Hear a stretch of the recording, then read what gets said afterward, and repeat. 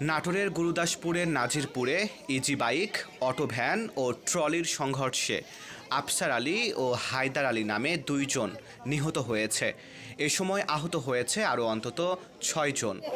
2 জন লোক মারা গেছে আর 5-6 জন লোক আহত হাসপাতালে বর্তমানে আছে। শনিবার 3রা জানুয়ারি সকালে নাজিরপুর ইউনিয়নের জোলারকান্দি এলাকায় এই দুর্ঘটনা ঘটে। গুরুদাসপুর থানার ভারপ্রাপ্ত কর্মকর্তা শফিকুজ্জামান সরকার ও স্থানীয়রা জানান, নাজিরপুর ইউনিয়নের হালসা নাজিরপুর আঞ্চলিক সড়কের জোলারকান্দি এলাকায় একটি ইজি বাইক ও অটো ভ্যানের সংঘর্ষ হয়। এ সময় অটো ভ্যান ও ইজি বাইকের 7 থেকে 8 জন যাত্রী সড়কের ওপর ছিটকে পড়ে।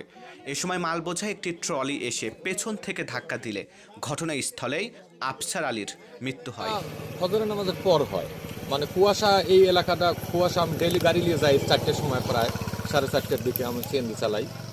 তবে এই গাড়িটা নাজিরপুর থেকে একটা অটো যাচ্ছিল, আর ওই ভ্যান অটোটা 9 জন লোক নিয়ে এদিকে যাচ্ছিল নাজিরপুরের দিকে, আর ইটার ভাটার যে গাড়িটা ছিল পয়লা মার্চে ওই অটোতে ধাক্কা।